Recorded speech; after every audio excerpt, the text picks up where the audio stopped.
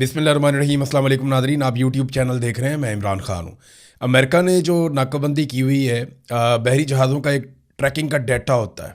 उस डाटा के मुताबिक इसको बीबीसी ने भी रिपोर्ट किया है, दीगर मीडिया भी इसको रिपोर्ट कर रहा है। तो इंटरनेशनली ये खबर आ गई है कि 4 बहरी जहाज़ ईरान की बंदरगाहों से निकले और उन्होंने अमरीकी नाकाबंदी की जो लाइन है उसे अबूर कर लिया है। यानी ये वाक़यात भी हो रहे हैं कि अमेरिका जहाज़ों को वापस भेज रहा है, और ये वाक़यात भी हो रहे हैं कि जहाज़ उस नाकाबंदी की लाइन को अबूर कर रहे हैं। इससे एक बात साबित होती है कि अमेरिका नाकाबंदी करना ज़रूर चाहता है, लेकिन इसमें कोई बड़ी लड़ाई नहीं लेना चाह रहा या जंगबंदी की खिलाफ वर्जी नहीं करना चाह रहा। और अमेरिका के दिमाग में ये बात है कि हमने जंगबंदी को मुस्तकिल अभी आगे लेकर चलना है। ये 4 जहाज़ कौन से थे, किसके थे? इसमें 3 ईरानी फ्लैग वाले जहाज़ हैं और एक रूस का, यानी रूस में एक जहाज़ रजिस्टर्ड है। ये आज़रगोन, आशकन 3 और शब्दिस और टेवा 4, ये 4 जहाज़ हैं जो चारों गुजर गए हैं और उन्होंने अमरीकी रेड लाइन को अबूर किया है, जहाँ पे अमेरिका ने ब्लॉकेज लगाया हुआ था। अमेरिका अपनी इज्जत की बहाली के लिए बहुत अजीब अजीब तरीके की चीज़ें कर रहा है। यानी अमेरिकन को फेस सेविंग लेकर देनी है, और ये रिस्पॉन्सिबिलिटी ज़्यादातर इस वक्त पाकिस्तान के कंधों पर पड़ी हुई है, क्योंकि ईरान पाकिस्तान के अलावा किसी और पर भरोसा नहीं कर रहा। अरब ममालिक के साथ वो बातचीत कर सकता था, लेकिन तकरीबन तमाम अरब ममालिक को अड्डों के तौर पे इस्तेमाल किया गया है और वहाँ से ईरान के ऊपर हमले किए गए। अब वो क्योंकि उनकी सरजमीन इस्तेमाल हो गई है तो वो उसमें शामिल हो नहीं सकते। इंडिया के साथ मामला और है। तुर्की के अब अमेरिका हक में नहीं है, क्योंकि तैयब उर्दगान काम तो कर देगा डोनाल्ड ट्रंप का, लेकिन तैयब उर्दगान जूते पॉलिश नहीं करेगा, उसका रवैया ज़रा सख्त रहता है। तो ऐसे में डोनाल्ड ट्रंप को तलाश थी इस तरह के मुल्क की जिस पे ईरान भी इन्हिसार करे, ईरान उस मुल्क पर भरोसा करे, और दूसरा वो डोनाल्ड ट्रंप के मुकम्मल वफादार हों। तो पाकिस्तानी हुक्मरानों से बेहतर उन्हें कोई नहीं लगा। बहरहाल अमेरिका ने अब अपनी फेस सेविंग के लिए अजीब अजीब काम करना शुरू कर दिए हैं। ये खबर जो मैं आपको सुना रहा हूँ, इससे आपको आइडिया हो जाएगा कि अमेरिका की इस वक्त या डोनाल्ड ट्रंप की हुकूमत की सूरत क्या है। पहले डोनाल्ड ट्रंप ने एक सवाल करवाया रिपोर्टर से, यानी रिपोर्टर ने डोनाल्ड ट्रंप से सवाल किया और ऐसा लगता था जैसे वो फरमाइशी सवाल है, जिस तरह डोनाल्ड ट्रंप ने तुर्की ब तुर्की उसका जवाब दिया।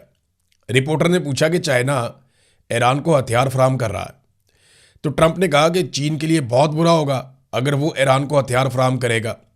तो ये अमेरिका ने इल्ज़ाम लगा दिया एक ख़ास तरीके से चाइना के ऊपर कि वो ईरान को हथियार फराहम कर रहा है।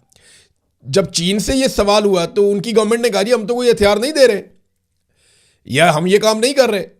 यानी वो एक सवाल के जवाब में उन्होंने भी कह दिया जी हम हथियार नहीं दे रहे ईरान को। तो उसके बाद ट्रंप ने स्टेटमेंट दे दिया कि चीन ने ईरान को हथियार फराहम ना करने पर हमसे इत्तफाक कर लिया।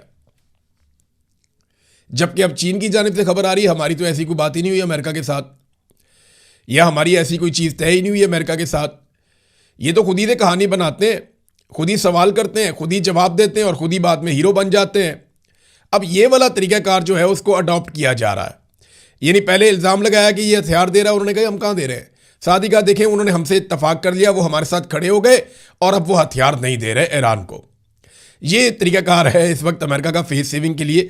सर तोड़ कोशिश कर रही है पाकिस्तान की हुकूमत, पाकिस्तान का मौजूदा रजीम जो है, फील्ड मार्शल आसिम मुनीर और शहबाज शरीफ की किसी तरह भाग दौड़ उनकी जारी है। जंग लड़ने वालों से ज़्यादा सुलह कराने वाले जो हैं वो सरगर्म है इस वक्त, और ये पूरी कोशिश कर रहे हैं किसी तरह डोनाल्ड ट्रंप को और अमेरिका को फेस सेविंग लेकर दी जाए। अगर इतनी मेहनत और इतनी कोशिश अगर ये पाकिस्तान के लिए करते ना तो शायद पाकिस्तान को फ़ायदा हो जाता।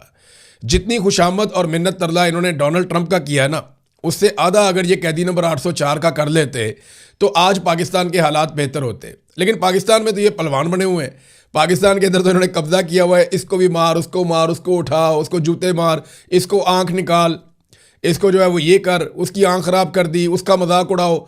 ये पाकिस्तान के अंदर तो बदमाश बने हुए हैं और पाकिस्तान के बाद डोनाल्ड ट्रंप की मिन्नत समाजत कर रहे हैं। ये मौजूदा रजीम ऐसे ही काम कर रहा है, हमें दिखाई दे रहा है, सारी दुनिया को दिखाई दे रहा है। ये तो जब ये गेम उल्टेगी और जब ये चीज़ें खुलकर सामने आएंगी तो ये बेइज्जती सिर्फ एक पॉलिटिकल आदमी की या एस्टेब्लिशमेंट के एक बंदे की नहीं होगी, ये पूरे इदारे की बेइज्जती होगी और पूरी पॉलिटिकल पार्टीज़ की बेइज्जती होगी जब ये मामलात बदलेंगे और हकायक सामने आएंगे। ईरान ने एक मरतबा फिर वही कह दिया जो मैं आपसे पिछले वीलॉग में भी कह रहा था, और मैं बार बार आपको कह रहा हूं कि ईरान कभी भी ऐसी आर्जी जंगबंदी के हक में नहीं रहेगा जहां पे चीज़ें पेंडिंग कर दी जाए। ईरान वंस फॉर ऑल ये सारा मामला हल करना चाहेगा।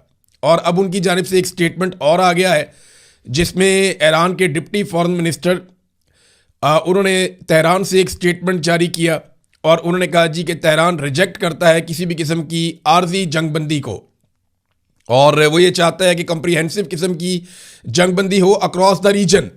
पूरी जो खत्ता है उसके अंदर एक ज़बरदस्त मरबूत और मजबूत किस्म की जंगबंदी हो और मुस्तकिल जंगबंदी हो, और लबनान से लेकर रेड सी तक, बहर अहमर तक, यानी हर जगह पे जंगबंदी होनी चाहिए। यानी उन्होंने जब रेड सी वो कहते हैं तो वो हौसियों का कहते हैं, जब लबनान वो कहते हैं तो वो बात करते हैं हिजबुल्लाह की, और फिर बीच में हमास भी आ जाता है, और ईरान की अपनी जंगबंदी तो हो ही रही है। तो वो एक मुस्तकिल जंगबंदी चाहते हैं, आर्जी बुनियादों पर चीज़ें नहीं चाहते। यानी ईरान को इस बात की गारंटी चाहिए कि आइंदा इसराइल इस खित्ते में मुख्तलिफ मज़ामती ग्रुपों के ऊपर बमबारी नहीं करेगा। इसराइल जो है वो गज़ा पे बमबारी नहीं करेगा, इसराइल जो है वो लबनान पे बमबारी नहीं करेगा हिजबुल्लाह पे, और हौसियों के ऊपर भी अटैक नहीं किया जाएगा। उन्हें एक मुस्तकिल जंगबंदी चाहिए जिसके लिए वो आवाज़ उठा रहे हैं, और वो ये कहते हैं कि हमें उसके अलावा कुछ और कबूल नहीं है। नाज़रीन, बुशरा बीबी की आंख की सर्जरी हो गई है और उनकी फैमिली की बुशरा बीबी से मुलाकात भी करवा दी गई है। कोई ऐसी ख़ास खबर निकल के बाहर नहीं आई, लेकिन जेल इंतज़ामिया ने कहा जी कि बुशरा बीबी की फैमिली जो है वो मुतमईन है उनके इलाज के ऊपर। बहरहाल उनकी आंख का भी इशू बन गया, पहले इमरान खान साहब की आंख का इशू बना, पता नहीं क्या इनको खिला रहे हैं ये जेल के अंदर, या क्या इनको दे रहे हैं जेल के अंदर, समझ से बाहर है। कुछ तो ऐसा है जिसका ये पर्दा रखते हैं, वरना ये इमरान खान के डॉक्टरों को जाने देते, जाके उन्हें टेस्ट लेने देते, इमरान खान के ब्लड टेस्ट हो जाते, इमरान खान साहब से मुलाकात हो जाती, उनकी कंडीशंस को उनके डॉक्टर्स चेक कर लेते, या उनकी फैमिली जाकर मिल लेती। ये सारी चीज़ें आसिम मुनीर साहब ने रोक रखी हैं। तो ऐसा क्या किया जा रहा है इमरान खान के साथ और उनकी अहलिया के साथ कि उनकी आंखें ख़राब होना शुरू हो गई हैं। भले चंगे वो जेल के अंदर गए थे, इमरान खान साहब को लगभग 3 साल होने वाले हैं, और बुशरा बीबी जो है उन्हें भी काफ़ी अरसा हो गया जेल के अंदर। वो पहले भी पकड़ी गई थी, फिर दोबारा भी उन्होंने गिरफ्तारी दे दी थी, खुद आकर उन्होंने गिरफ्तारी दे दी थी। तो ये जो उनके साथ किया जा रहा है खिलवाड़, इसका कुछ समझ नहीं आ रहा, और कोई इसके ऊपर आवाज़ उठाने को भी तैयार नहीं है। पाकिस्तान तहरीक इंसाफ तो भाई अजीबोगरीब सिचुएशन में है। अब खबर आई है जनाब के अचकज़ई साहब PTI से नाराज़ हो गए कि जनाब मेरे से मुशावरत नहीं कर रहे, ये जो जलसा किया है ये इसके बारे में मेरे से मुशावरत नहीं की गई, इस किस्म की खबरें रिपोर्ट हो रही हैं। मामला ये है कि अचकज़ई साहब पहले तो नाराज़ नहीं होते थे, अब इतना बड़ा ओहदा मिल गया तो अब नाराज़ भी होना शुरू हो गए हैं।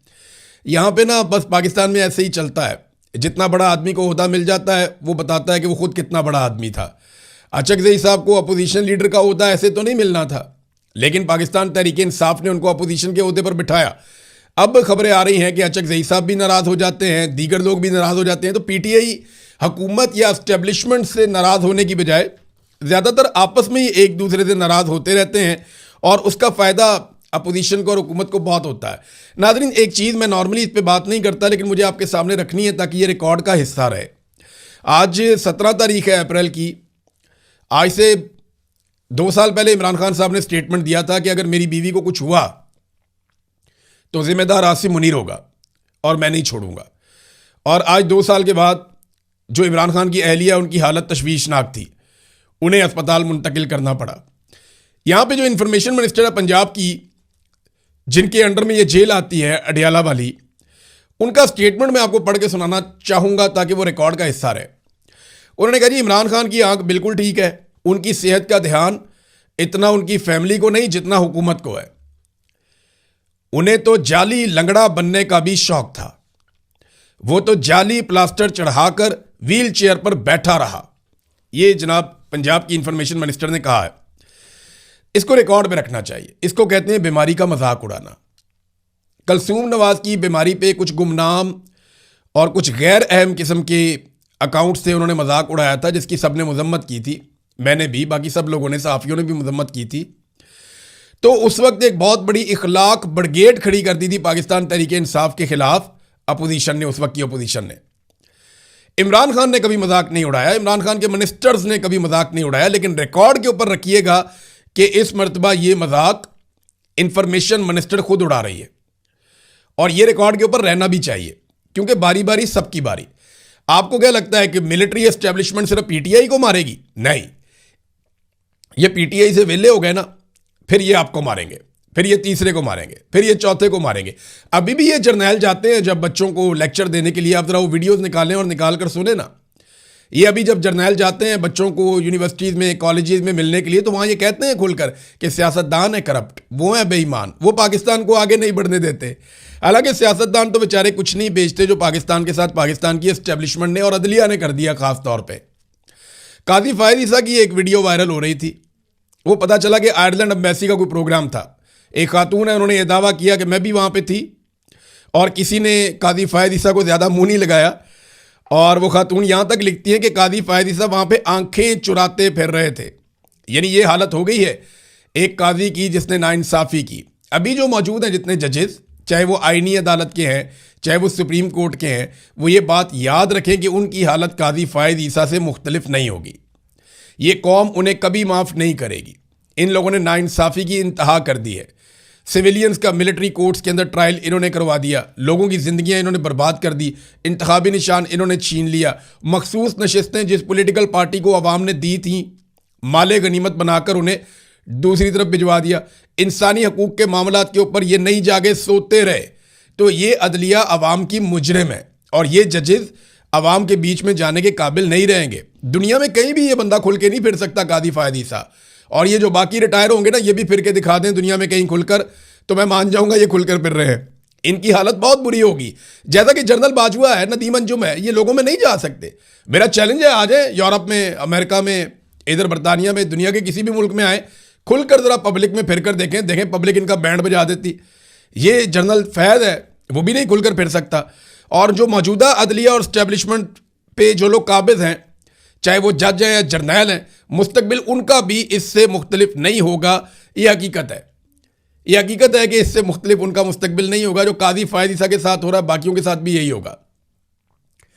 और देखें, पाकिस्तान में आवे का आवे ही बिगड़ गया है। ये मैट्रिक के इम्तिहान के अंदर जो पेपर आया ना मुताला पाकिस्तान का, उसमें कलसूम नवाज का, शहबाज शरीफ का और नून लीगी उन्होंने घुसा दिए बीच में पेपर में। आप अंदाज़ा करें कि एक ख़ानदान को खुश करने के लिए उसके अफराद को मुताला पाकिस्तान के पेपर में घुसा दिया। और बददयानत तरीन लोग हैं ये, इन्होंने पाकिस्तान को लूटा है, पाकिस्तान को तबाह किया है। ये वही लोग हैं जिन्होंने IPPs लाकर पाकिस्तान में लगाए, और आज पूरा पाकिस्तान लोड शेडिंग की सूरत में अजाब भुगत रहा है। 4 गुना बिल आपको आ रहे हैं, और आप बिजली खरीदने के काबिल नहीं रहे। कॉस्ट ऑफ प्रोडक्शन पाकिस्तान में बहुत बढ़ गई है। ये वही लोग हैं जो बददयानत हैं, जिन्होंने पाकिस्तान के साथ कमीशंस और किकबैक्स लेकर बेड़ा गर्क किया। इनके नाम मुताला पाकिस्तान के इम्तिहानात के अंदर आ रहे हैं। अंदाज़ा करें आप, ये कौम के मुजरिम हैं। अगर ऐसे लोगों के नाम आप इम्तिहानात में डालेंगे या निसाब के अंदर डालेंगे, तो फिर आप तलबा की क्या तरबियत कर रहे हैं? आप उन्हें वही बना रहे हैं जैसे ये लोग हैं। यानी इन लोगों ने पाकिस्तान का बेड़ा गर्क कर दिया, और इसके बाद आप ऐसी एक पूरी नस्ल तैयार करना चाहते हैं जिनके आइडियल ये लोग हों। अभी साद रसूल साहब ने बताया कि वो एक स्कूल में गए जहाँ पे माय फेवरेट लीडर के ऊपर कुछ तकारीर वगैरह हो रही थी।